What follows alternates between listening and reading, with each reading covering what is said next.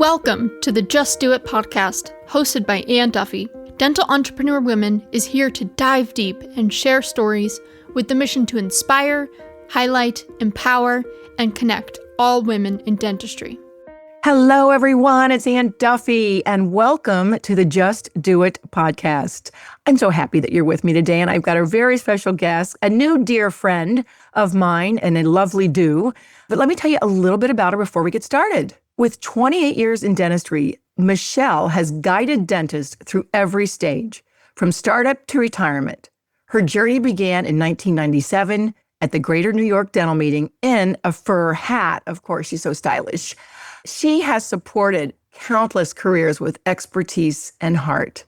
Her fun fact, she studied Mandarin Chinese for 4 years because communication matters in every language. Please help me welcome Michele Gabriel. Hello, Michele. Good morning. How are you, Anne? I'm doing great. I mean, the whole thing about the Mandarin, I'm like, can you speak Mandarin today? If I grab my flashcards. Okay. And you can understand it probably a little bit more. Bit. It was one of those challenging things that I wanted to challenge myself with a long time ago.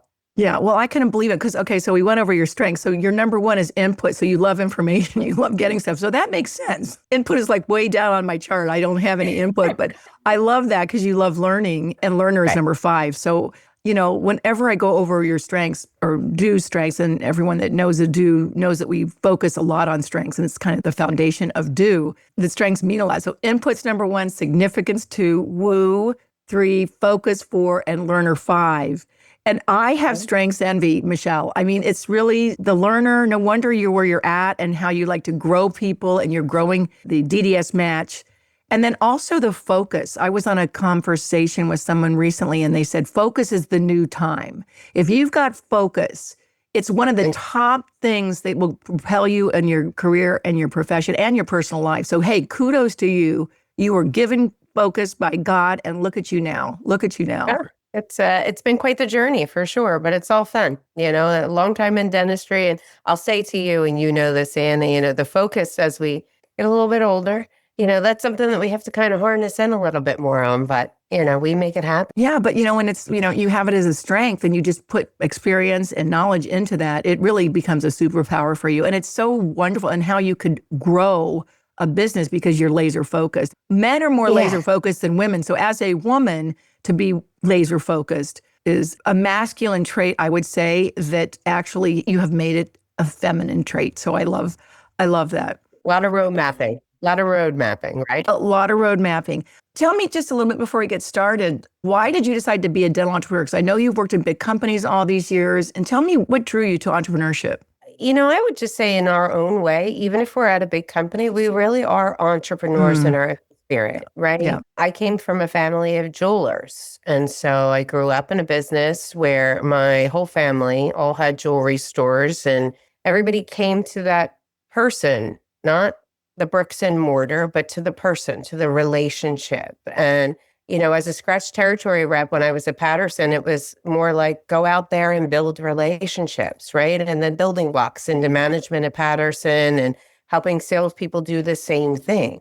But when we think about dentistry as a whole, we're all working in our own little businesses, whether or not you're a GM at a branch and you're handling that geography, or like we are at DDSmatch, right? There are certain people that will always be entrepreneurs, even if they work for a Fortune 500 company. And so to me, it was always, and I think you would agree, it was always about the relationships that you built along the way. And what better way to keep those relationships going than helping somebody think about like what's the next steps in their career transition and how are we going to get them from point A to point B? Being an entrepreneur is part of just helping people. Yeah, I think you take ownership, and I call that an entrepreneur. And I think women especially do when they take a role in any, whether it's an office or whether it's a company, you know, you really map it on like it is your own. And tell me a little bit more about DDSmatch, because first let me show the cover, because you guys were on our cover. And these are the women, y'all, from DDSmatch. And what a beautiful cover. And along the way of my conference travel this year, I always seek out the women in DDSmatch at the booth. They're all spectacular. They're all so engaging, and they communicate so well, so friendly. It's really special. You have wooed so many amazing women and men, just like you, with a heart for dentists. But tell me a little bit how it started and what it's all about. Yeah, absolutely. I mean, I can't take any credit for starting DDSmatch, but I would essentially say that, the concept of DDSmatch is really taking a look at all the conversations that we've all had throughout the years where there are clients that are friends and we're all sitting in a room together, maybe having a cup of coffee with them, or maybe we're in their practice and they don't understand or know what the next steps are. How does the transition go? What are some things I need to be made aware about? I think traditionally all their experience was just somebody was going to throw their practice up on a website or on a page and they were going to see who would hit the button to maybe come and buy their practice. And really there's a process. And so thanks to Bad Miller, who was our founder at DDSmatch, he just thought really that we could do a better job helping doctors with one of the biggest decision of their life, which is to transition their legacy and really show them that there's a process and steps that we can go through. They live their lives and schedules every single day. So why should it not be a timeline and a transition schedule to be able to show them how to get from point A to point B? And, he founded this 15 plus years ago. And at this point in time, I think last I checked, we're 53 people strong at DDSmatch that are covering the entire United States now. Absolutely. What a great legacy you're building. The thing about it is also you say you love to help dentists and connect people, but I don't think dentists, and I hope if anyone's listening to this and you're a dentist, you need to reach out immediately because it's never too early to start that relationship. I think you probably found that they wait until they're tired and then they reach out to somebody because they realize that's the way to go instead of having a relationship, right? From 10 years in, and like, okay, how am I going to when should they reach out to you? Like in the very beginning? What's a good time for someone to reach out to someone like you? I think all of us would agree. I mean, look, there's different life events that you go through. And, to be able to have the resources or just to understand what are some next steps for you. I work with a lot of doctors. We all work with a lot of doctors that are like, you know what? I want to take some more time off. I want to go on vacation a little bit more. And oftentimes people start to take their foot off the gas. And what we want to do is just make sure that we create a plan so that that doesn't happen. Is it time to hire an associate? Is it time for me to add another location? Should I expand my practice? I would say our initial conversation is really just a discovery. At a minimum, please reach out to us 5+ years in advance, right? Let's think about what are some things to take into consideration. If we can get 5 years, great. 3 to 5 years. But if we're 7-10 years out and you're thinking about it, you have that transition that is ideal for you, let's just make sure that we're setting aside all the necessary steps. And that could be from a life expectancy, making sure that your family's covered, making sure that you have things that are set up properly. We have a lot of resources in our network, so it's never too early to start. But at a minimum, give us a couple of years to make sure that we can help you create that roadmap so that you are transitioning on your terms, not the other way around. Yeah. And I think dentistry is such a relationship business, if you will.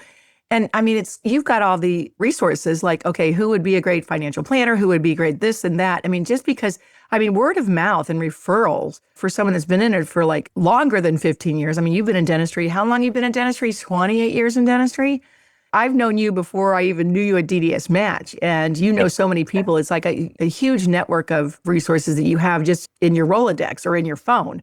So it's really cool to be able to reach out to you. And I think that's really a key differentiator for us at DDSmatch. All of us that are in our own geographies, right? So a lot of us have been previous leadership at Patterson Dental or have been in our markets for a very long time. Everybody really needs to know that we're ingrained with the community. We're ingrained with the dental societies. We're ingrained with the people that are in those marketplaces. So all of us at DDSmatch, have our own circles of influence and people that we work with. But ultimately, it really is about the relationships. We're talking to new buyers that are venturing out on their next journey. So all of us are very deeply rooted in our communities, for sure. Which is really cool, especially when you're buying and selling or adding an associate or team members or all those things, because you want the legacy of whatever practice you're working with to live on and to be able to bring somebody that's already kind of established in a certain community or wants to live in, where I'm from, Dayton, Ohio. That's really special about DDSmatch that you all have that community, because a profit in your own town is hard to attain. But you've done that with your reputation throughout dentistry and obviously through the years you've been doing DDSmatch. But I know that you're so keyed in because look at all these women, these beautiful women on your cover. And this story is great. So go to dew.life and look, it's our Winter 25 edition. You've seen dentistry change for women in dentistry and women in leadership. How have you seen this change over the years that you've been involved in dentistry? Well, I think dentistry as a whole has just changed. I mean, part of the challenge is that, we sometimes we work to live, not the other way around. In all reality for us, I think that we get so focused on all the things that we need to do that sometimes we don't harness on the opportunity to help ourselves. And I think women in dentistry as a whole, a couple different things that have changed. Certainly, it's created a lifestyle opportunity for female dentists, right? Secondly, now we're at a point now where the last 5 years that more than 50% of the graduating classes are females in dentistry. So that dynamic of a practice has certainly changed throughout the years, but I think with it has just come such strength from women in dentistry, including the women at DDSmatch. But as a whole, I think that, the entrepreneurial spirit is ingrained in a lot of us. The ability to be able to multitask is certainly there. And I feel like a lot of the women aren't fearful of that they're welcoming that practice ownership and the ability to maybe not be just a solo practitioner, but maybe create a space where they have a partnership or something. I think as a whole, dentistry has just been so fast and so furious in the last 15 years that a lot of dentists have a hard time keeping up. And that's kind of where, again, us being in the communities, us being together as partners, we do a group call across the entire nation once a week with all of us DDSmatch franchise owners. And we're sharing what we're seeing going on out there in dentistry. We often say that doctors only walk through their back door because they're coming into the same location for 40 years. And they only know that one space. So having a conversation with us and kind of getting an idea, like what's the pulse on females in dentistry? What's the pulse on buyers in dentistry? How things are going out there? I think sometimes there's a perception that DSOs are taking over the world, and that's not the case. So have some discussions with doctors and understand there is a changing climate. But, I have a lecture that I do, and it says private practice is alive and well. And that couldn't be better well suited for doctors to kind of reach out to us. Yes, I love that. I've heard that it is kind of trending back to private practice and it's more appealing. And I think it's because, again, women, they can figure it out. And, you said it. I mean, I think intuitively women are more entrepreneurial. And that's when I named a dental entrepreneur woman, I already had Dental Entrepreneur magazine, but I thought, well, all women are spinning 10 plates. And that's my idea of an entrepreneur, right? We take it all on, we keep them spinning and we can multitask. And I feel like women just innately are entrepreneurial. So that's cool that they're finding ways to work it out and have the work-life balance. And also to have a guide. You kind of need a guide because I think the graduating students are unaware of the opportunities because they're so head down into their books and the clinical side of it. This is like something that they shout from the rooftops. So there's a great path to go on. And I would say to you, Anne, that's a great point. Like when you say, when should people reach out to us? Keep in mind that a lot of us in the communities, we're at the dental schools. We understand the fact that they don't get a chance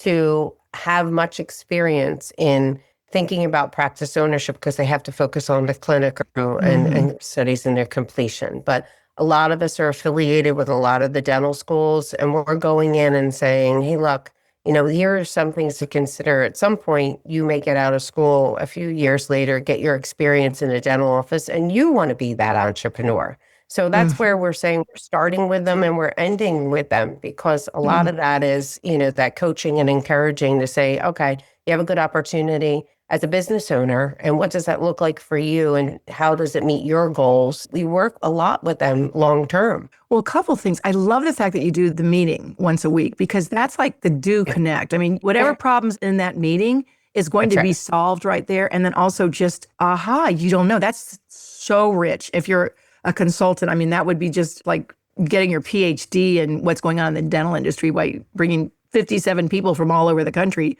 giving their input on that. And the other thing that strikes me is that getting to know you sooner than later. I think that's just key. If you want to have a successful career, you need a little guide And the other thing I love about what you all come from Patterson, or not all come from Patterson, but a lot of that, it's kind of nice to know how that works. Like what equipment to buy, what equipment not to buy. I mean, you have a sixth sense there that a lot of consultants not working in a company like that have. That's a whole other PhD, if you will, when you're starting up a practice or coming into a practice and you've got to buy equipment that suits you, right? I mean, that's another layer that you guys have that I just want to highlight because I think to your point, like a lot of us understand what the financial, the clinical demands are of practice ownership. And, for me, myself, I actually started in 20 years ago doing startup M&A and acquisitions. So having that background and then the Patterson background, which a lot of us had, and understanding what technologies to integrate and taking a look at the office and seeing what the true opportunity is, right? It's almost like when you go into a home and you're saying, okay, here's the possibilities, right? And for us, a dental practice is, you're buying that goodwill of that doctor. But of course, anybody that's acquiring a practice wants to know, one, how they're going to make it their own, and two, how they're going to grow that. And so all of us at DDSmatch just have, I think on average, we're like 25 years worth of dental experience across the country. Some more, some less. But for the most part, 25 years is, quarter of a century of experience that we've been doing this for a long time. And experts, and you love it. I could tell that from all those. Well, like going forward and kind of wrapping up here, what changes do you think that we'll continue to see in dentistry, Michele? I think going back to your conversation, I think we all saw this uptick of a lot of acquisitions through a DSO model. For the most part, we are continuing to see one, of course, the ever-changing technology, right? That digital waterfall of technology that's coming into play. But I really, really think that ultimately we've seen a lot of stabilization in the DSO market and a lot of doctors that are same site owners, but maybe they're having multi-specialties in their practice, or they're having strategic partnerships with other people that they're going in business. Females in dentistry is certainly still going to continue to grow. But I would ultimately say that, we're in an exciting time in dentistry. Obviously, we all got through the post-COVID. Everybody's resilient. And dentistry is really on the up and up. And I would just say that, for us, we're still focused on the private practice owners too. That's exciting. That's very hopeful. I'm so glad you're on this today because, sometimes, there's been a scarcity mentality or a little bit of like, oh my God, the sky is falling and just so many things going on in the world today that there is such a great hope and that you feel so good about it because you're like so tied into the tide, if you will, of what's to come in dentistry. I wish I was a dentist sometimes. I'm a hygienist, retired, but I think it would have been so exciting. This is an exciting time. If I was a female graduating dentist, I would just lay out the plan. There's a great article in the coming edition of Dental Entrepreneur, The Future of Dentistry, coming out by Dr. Sharon Parsons. She was past president of the ODA. And she talks about how she stepped away to be with her kids. And so went 2.5 days and she felt like a failure doing that. And I think if she had had a coach like you guys, she could have felt really good about that. And it all turned out great. She's like so glad that she had that. But, just to be able to have somebody help you navigate that, or even to see that that's a possibility if you have children, right, and you can still have this great career. And I think I liken it with dental hygiene. I did have a 2-day-a-week career and had side gigs, to make extra money, but I had control of my time and my schedule, and it's possible, right? This is all possible to have a great career and still figure out how to live life to its fullest.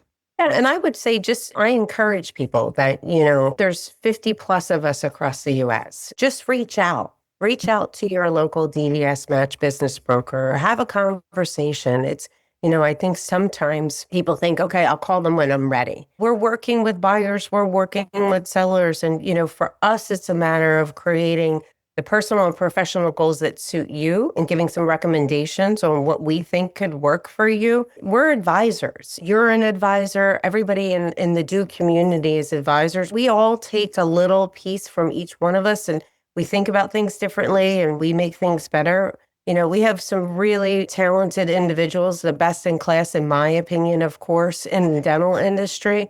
But we don't know you're out there unless you reach out. And so I would just encourage people, like any phase of your career, pick up the phone. And I think that's kind of one of the things that I think that we all need to get back to, right? I think that's the hard part, is that we're all so involved in what we're doing day to day, that sometimes that's an afterthought and it should be a forward thinking for sure. Forward thinking. Awesome. I love that. Okay, so how do they get in touch with DDSmatch? Tell us how we get in touch with you guys. So a couple different things. You can either go to our website, and on the website, you'll see where it's under locations. You can see who your DDSmatch professional is. There's a big map. It's all filled with green with all of our contact information on there. If you just go to DDSmatch.com, we'll be at the DO retreat as well. So I had the pleasure of speaking on the panel with some amazing entrepreneurs and women in dentistry. Yes. So you can come find me there. If you're not registered for the retreat, you can get registered and then find us there. Definitely go to your DDSmatch.com website, or you can call our 1-800 number, which is on our website as well. But reach out. We're here to help. That's every phase of the career. If you're thinking about a dental transition, obviously call us sooner rather than later. Just cheers to that success. And I am excited you're speaking on the panel Thursday night, and it's about community building and influencing and all of those relationship building things that make a great career. So Michele Gabriel, we'll be looking for you. I can't wait to see you in November. Everybody that's listening, don't forget to get your ticket. We have seats available and we are saving one for you. So reach out to dew.life. Our retreat is in Charlotte, North Carolina, the 13th through the 15th of November. It's going to be amazing at the Ballantyne Resort. So we are all gathering 250 women, just like you, that have a great love for dentistry and want to build a career, or maybe even stepped out and just want to have a female retreat. So come and see us. And Michele, it's such a joy to see you. I can't wait to see you in November, if not before, at a meeting. Good luck to all the DDSmatch people out there, because they are making a difference and it's really great to see. So thank you so much. We have our national sales meeting next month, so we'll all be full of information, ready for the DO retreat. But like I said, don't hesitate to reach out. It takes a village and we're here to support everybody. So Anne, thank you so much for having me on today.